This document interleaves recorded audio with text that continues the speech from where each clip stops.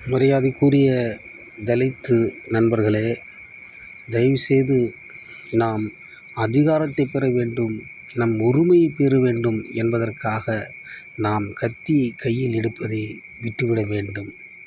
ஒருவனை கொன்று இரத்தத்தை சிந்தி அதில் உரிமை வேண்டும், அதிகாரம் வேண்டும் என்றால் அப்படிப்பட்ட அதிகாரமும் உரிமையும் நமக்கு தேவையில்லை.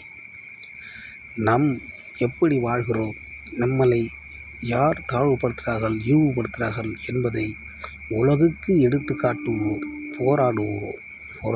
போராடி நாம் மக்களுக்கு எந்த ஒரு இடையூறு இல்லாமல் நம்முடைய உண்மையான உணர்வுகளை உணர்த்தி அது மூலமாக நமக்கு கிடைக்கின்ற உரிமையும் அதிகாரத்தையும் பெறுவதே நமது கொள்கையாக இருக்க வேண்டும். கத்தி எடுத்து தான் நாம் உரிமையை பெற வேண்டும், அதிகாரத்தை பெற வேண்டும் என்றால் அப்படிப்பட்ட அதிகாரமும் உரிமையும் நமக்கு தேவையில்லை. நாம் போராடிக்கொண்டே இருப்போம். போராடி நம் அதிகாரத்தை பெற்றுக்கொள்வோம். மக்களிடத்தில் நாம் எடுத்துச் சொல்வோம், நாங்கள் இப்படியெல்லாம் கஷ்டப்படுகின்றோம், எங்களை இப்படியெல்லாம் ஈடுபடுத்துகிறார்கள். நாங்கள் உன்னை போன்ற மனிதர்கள் தானே. உன் தாயும் உன்னை 10 மாதம் சுமந்தார்கள், என் தாயும் என்னை 10 மாதம் சுமந்தார்கள்.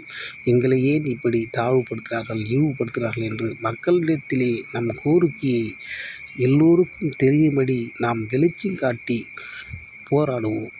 அதன் மூலமாக வருகின்ற அதிகாரமும் வெற்றியும் தான் நமக்கு உண்மையாக இருக்கும். ஒருவரை கொன்று இரத்தம் மூலமாக வருகின்ற அதிகாரம் நமக்கு தேவையில்லை. அப்படிப்பட்ட அதிகாரம் வேண்டாம். மனிதனை மனிதனாக நேசிப்போம், மனிதனிடத்தில் அன்பை செலுத்துவோம்.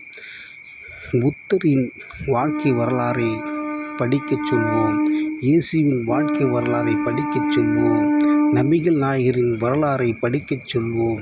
சிறிய பிள்ளைகளுக்கு சிறிய வயதிலேயே அந்த புத்தகத்தை சொல்லி அவர்களை படிக்கச் செய்வோம். அவர்கள் தீமையான செயலில் ஈடுபட வேண்டாம் என்பதற்காக அவர்களுக்கு நல்வழியில் நாம் போராடி நம் உரிமைகளை பெறுவதற்காக நாம் இருக்க வேண்டும். ஆம்ஸ்ட்ராங் அவர்களின் கொலையை பார்த்தோம். அந்த கொலை மிக கொடூரமாக இருக்கின்றது. அப்படி அந்த மனிதன் கத்தியை தூக்கியது எதற்கு, இந்த மனிதரை வெட்டியது எதற்கு? இதெல்லாம் கேள்வி கேட்கப் போனால் நம்மளுக்கு விடையே கிடைக்காது. அதனால் மனிதர்களே, தோழர்களே, தயவுசெய்து கத்தியை மட்டும் கையில் எடுத்து அதிகாரத்தை பெற வேண்டும் என்பதை விட்டு விடுங்கள். நமக்கு அது தேவையில்லை.